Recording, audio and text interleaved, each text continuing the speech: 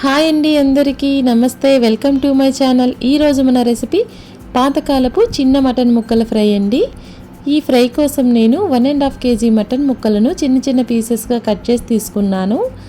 ఇప్పుడు ఈ ఫ్రై కోసం మనం స్టవ్ ఆన్ చేసుకొని స్టవ్ పైన ఒక పాన్ పెట్టుకొని పాన్లో తగినంత ఆయిల్ పోసుకోవాలి. ఒక 2 వెల్లుల్లిపాయలు అనమాట దంచి వేసుకున్నాను. ఈ వెల్లుల్లిపాయలు ఆయిల్లో బాగా ఫ్రై అయిన తర్వాత మనం ముందుగా కట్ చేసి పెట్టుకున్న మటన్ ముక్కల్ని యాడ్ చేసుకోవాలి. ఈ మటన్ ముక్కల్ని ఆయిల్లో బాగా ఫ్రై చేసుకోవడం వల్ల 1 month వరకు మనము ఫ్రిడ్జ్లో స్టోర్ చేసుకోవచ్చు. ఇప్పుడు తగినంత పసుపుని యాడ్ చేస్తున్నాను. పసుపు యాడ్ చేశాక ఒకసారి కలుపుకొని మంటని లో టు మీడియం ఫ్లేమ్లో ఈ ఫ్రై చేసుకోవాలి. ఈ మటన్ ముక్కల్లో నుంచి వాటర్ అంతా బయటకు వచ్చేంత వరకు మనం దగ్గరే ఉండి కలుపుతూ ఫ్రై చేసుకోవాలి. చూడండి, ఇలా వాటర్ అంతా బయటికి వస్తుంది. ఈ వాటర్లోనే మటన్ పీసెస్ అన్నీ ఉడికిపోతాయి.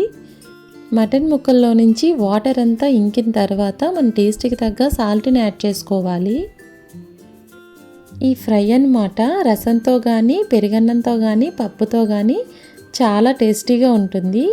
ఈ ఫ్రై పెద్దవాళ్ళకే కాదు చిన్నపిల్లలకు కూడా చాలా ఇష్టపడతారు. చిన్న ముక్కలు కాబట్టి వాళ్ళకి తినడంలో ఎలాంటి ఇబ్బంది ఉండదు. ఈ ఫ్రై మనకు 20 to 30 days వరకు నిల్వ ఉంటుంది. ఇప్పుడు మనం ఈ ఫ్రైలో కొంచెం మటన్ మసాలాని యాడ్ చేస్తున్నాను.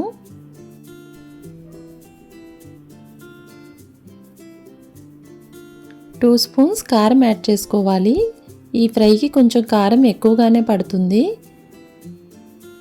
కారం యాడ్ చేసి కారం అంతా ముక్కలకి పట్టేలా ఫ్రై చేసుకోవాలి.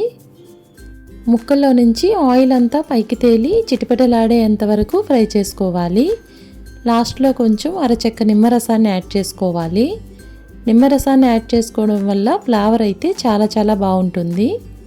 ఈ ముక్కలన్నీ చల్లారాక మనం ఫ్రిడ్జ్లో పెట్టుకోవచ్చు. ఫ్రిడ్జ్లో పెట్టుకున్న ముక్కల్ని మనకి ఎప్పుడైనా తినాలనిపించినప్పుడు కాస్త వేపుడు తీసుకొని స్టవ్ పైన ఒక 5 minutes పాటు వేడి చేస్తే సరిపోతుంది. ఇంతేనండి రెసిపీ. ఈ రెసిపీ మీకు కూడా నచ్చితే మీరు కూడా ట్రై చేయండి. మరిన్ని రెసిపీస్ కోసం మా ఛానల్ని సబ్స్క్రైబ్ చేయండి. Thank you for watching.